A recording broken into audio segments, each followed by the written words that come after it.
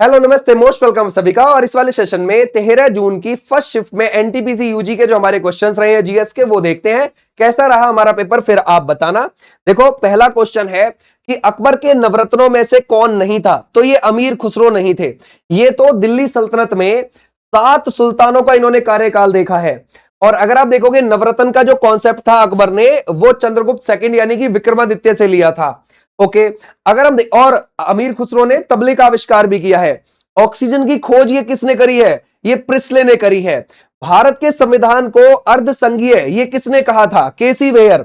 ये अर्धसंघीय यानी कि क्वेसी फेडरल क्या होता है?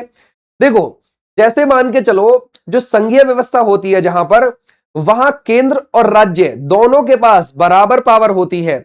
लेकिन हमारे देश में केंद्र के पास थोड़ी सी ज्यादा पावर है, यानी कि केंद्र सरकार किसी भी राज्य सरकार को गिरा भी सकती है। यह भी ध्यान रखना है, यानी कि इतनी पावर रखती है वो। यानी कि हमारे यहां संघीय नहीं है, अर्धसंघीय आपको देखने को मिलेगी।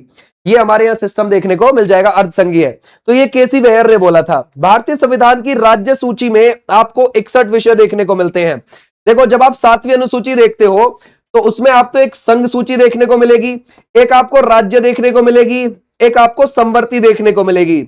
ये जो संघीय सूची है, इसमें पहले 97 विषय आते थे, अभी 100 आते हैं पूरे। और अगर आप देखोगे, राज्य वाली में पहले 66 आते थे, अभी 61 आते हैं। संवर्ती वाले में पहले 47 आते थे, अभी 52 आते हैं। यानी कि 5 यहां से निकालकर 5 यहां ऐड कर दिए। 42वां संविधान संशोधन 1976 से ऐसा किया गया है। ओके भाई, आ जाओ नेक्स्ट पर। बोलता है, एक क्वेश्चन पूछा गया था कि इनमें से कौन सी चीज 42वां संविधान संशोधन 1976 से नहीं जोड़ी गई। ठीक है भाई, ये आपसे पूछा गया। तो विवाह और तलाक है।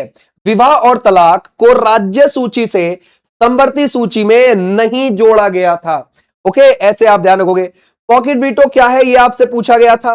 तो देखो, जैसे मान के चलो, हमारी संसद के लोकसभा और राज्यसभा से कोई विधेयक, कोई बिल पास होकर प्रेसिडेंट के पास तक पहुंचा है।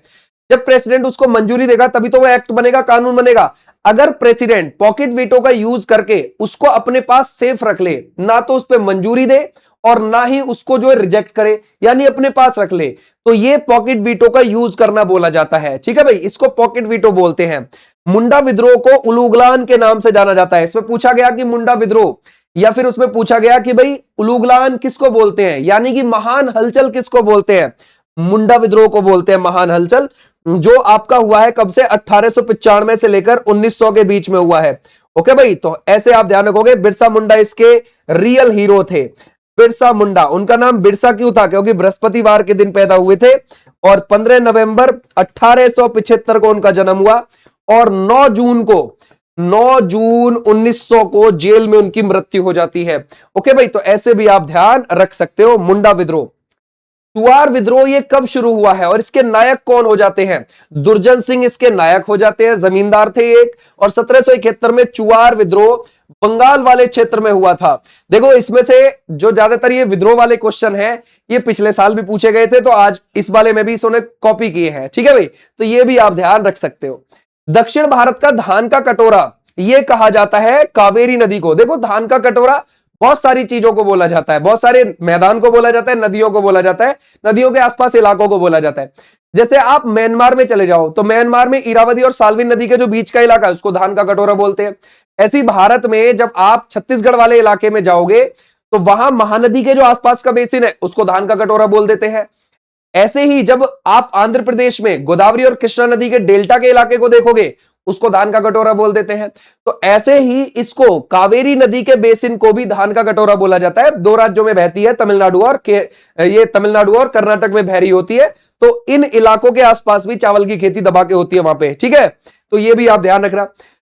भारत है ना, तिब्बत सीमा पुलिस यानी आईटीबीपी का गठन 24 अक्टूबर 1962 को हुआ है। ये आपसे पूछा गया था। और इसे ये इसके डीजी हो जाते हैं। ओके भाई, डायरेक्टर जनरल हो जाते हैं शत्रुजीत सिंह कपूर। ओके, भारत में यूनेस्को द्वारा मान्यता प्राप्त 44 विश्व धरोहर स्थल है टोटल। लेकिन आपसे यह नहीं पूछा गया कि कितने विश्व धरोहर स्थल है, इसमें से यह पूछा गया कितने सांस्कृतिक स्थल हैं।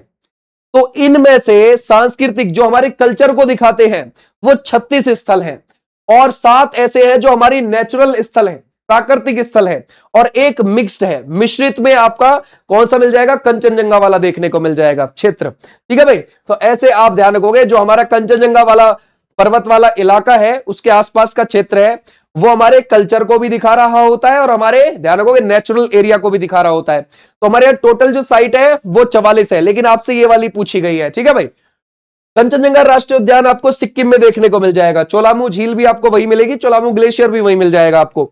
और सिक्किम जो भारत का हिस्सा बना था, तो अगर आप देखोगे पहली बात तो 35वां संविधान संशोधन 1974 से इसको भारत का हिस्सा बनाया, फिर 36वां संविधान संशोधन 1975 से हमने इसको पूर्ण राज्य का दर्जा दे दिया, और यहां पर 32 विधानसभा की सीटें हैं। प्रेम सिंह तमांग यानी कि गोले जिनको बोला जाता है, वो वहां के सीएम है। अगर आपसे पूछा जाए जैब्रो, ये आपको लद्दाख का एक बहुत ही प्रसिद्ध और पारंपरिक लोक नृत्य आपको देखने को मिल जाएगा। मगध में है ना भाई, अंग महाजनपद को निम्नलिखित में से किस शासक ने मिला लिया, बिंबिसार। अगर आप देखोगे मगध साम्राज्य ये कौन सा वाला इलाका हुआ करता था, देखो जैसे ये बिहार का इलाका हो गया आज का, और बीचों बीच से गंगा नदी जा रही है, ये वाला जो इलाका था यहां पर दक्षिण में गंगा नदी के, ये मगध एरिया था, और मगध को यहीं से बड़ा करना शुरू करा था, बढ़ाना शुरू करा था। तो मगध के अंदर सबसे पहला जो वंश था वो हर्यक वंश था, और हर्यक वंश की नींव बिंबिसार ने रखी थी, और इसी ने अंग महाजनपद को भी मगध में मिला लिया था। मगध 16 महाजनपदों में सबसे ज्यादा शक्तिशाली था। ओके भाई, अगर हम देखें वॉकिंग विद लॉयंस पुस्तक के लेखक हैं नटवर सिंह। सूर्य के प्रकाश का उपयोग करके अपना भोजन बनाने वाले को है ना भाई क्या बोला जाता है, उन हरे पौधों और जीवों को बोला जाता है स्वपोषी। क्या बोला जाता है, स्वपोषी बोला जाता है। भारतीय बीमा विनियामक और विकास प्राधिकरण IRDAI, इसका हेडक्वार्टर आपको कहां मिल जाएगा, हैदराबाद, जो तेलंगाना की कैपिटल है, मूसी नदी के किनारे है। मंगोलिया की राजधानी क्या है, उल्नाबटोर आपको देखने को मिल जाएगी, तीरंदाजी वहां का खेल है। ओके भाई, तीरंदाजी आपको कौन सा देखने को मिल जाएगा, यहां का आपको खेल देखने को मिल जाएगा। ओके, अगर आप देखोगे मंगोलिया भाषा में जो उल्नाबतर है, इसका जो शाब्दिक अर्थ है वो क्या है, लाल नायक या फिर रेड हीरो होता है। अगर हम देखें सोवियत यूनियन जो था वो कब टूटा था, तो ये 26 दिसंबर 1991 में 15 देशों में बट गया था, जिसमें से सबसे बड़ा देश कौन सा बनकर निकला, रूस। ठीक है भाई, तो जब भी आपसे कभी भी पूछा जाए कि कभी रशिया ने हमारी युद्ध में मदद करी थी, वो रशिया नहीं था उस समय पर, USSR था जब उसने हमारी मदद करी थी। और जब से रशिया बना है प्रॉपर, यानी कि 15 इस USSR का 15 देशों में विघटन हो गया, तो सबसे बड़ा हिस्सा रूस है। तब से रूस ने खुल के कभी हमारी मदद नहीं करी, तो ये भी आप दिमाग रखना, ठीक है भाई। तो जब USSR था तब उसने मदद करी थी, और USSR में उस समय के 15 देश आते थे। ओके भाई, आ जाओ नेक्स्ट पर। बोलता है भारतीय राज्यों में राष्ट्रपति शासन, ये आपको किस आर्टिकल में देखने को मिल जाएगा, 356। और सबसे ज्यादा बार ये आप जानोगे तो मणिपुर में लग चुका है, मणिपुर में, और दूसरे नंबर पर 10 बार पंजाब में लग चुका है, और सबसे पहले भी पंजाब में ही लगा था 1951 में। ये भी आप ध्यान रखोगे, ठीक है भाई, ऐसे आप ध्यान रख सकते हो। यहां पर ये हो गया। अब आपसे पूछा गया कि इस बार कितने पद्मा अवार्ड महिलाओं को मिले थे, तो कुल इस बार 131 मिले हैं पद्म पुरस्कार, जिसमें से पद्मा विभूषण है 5, 13 पद्मा भूषण और 113 पद्माश्री हो जाते हैं, है ना भाई। अगर आप देखोगे 19 इसमें से आपको महिलाएं देखने को मिल जाएंगी, और अगर आपसे पूछेगा NRI या फिर विदेशी जो आपको देखने को मिल जाते हैं, वो आपको 6 देखने को मिल जाते हैं। 16 आफ्टर डेथ, याद रखोगे मृत्यु के बाद यानी कि मरणोपरांत 16 को मिले हैं। तो ये थे तुम्हारे क्वेश्चंस जो इस बार रहे हैं। ज्यादातर इसमें जो चीजें आपको देखने को मिली, करंट अफेयर कहां से रही, जनवरी के आसपास से रही है, और ज्यादातर चीजें PYQs है। अब देखो ध्यान से, जो SSC CHSL में पूछी जाती थी पहले चीजें, और पिछले साल UG वाले NTPC के एग्जाम में वही चीजें कॉपी की गई थी, और इस बार वाले में भी वही चीजें 95% कॉपी हो रही हैं। तो आप लोगों को जो तुम्हारी TCS करवा रही है रेलवे के एग्जाम को, और ये डाटा पुराना SSC का ही लपेट रही है। यहां पर जो ग्रेजुएशन वाला होता है NTPC का, उसमें तो ये नया क्वेश्चन बनाती है, थोड़ा लंबा क्वेश्चन भी रखती है, लेकिन इसमें ये नया क्वेश्चन नहीं बना रही। UG वाले में पहले भी नहीं बनाया 2025 में, अब 26 में भी नहीं बना रही है ये, ठीक है भाई। चलो, उम्मीद है तुम्हारे यहां तक ये चीजें समझ में आई होगी। रात को 10 बजे क्लास चल रही है इसकी NTPC की, और 5 बजे SSC की क्लास चल रही है, और 9 बजे UPSSC पैट के लिए क्लास चल रही है, और 7:50 पर 10 minute show. Okay, thank you. फिर मिलूंगा मैं आपको, इसकी PDF आपको विनेश चौधरी ऐप पर मिल जाएगी। फिर मिलूंगा, तब तक के लिए टाटा बाय बाय, नमस्ते।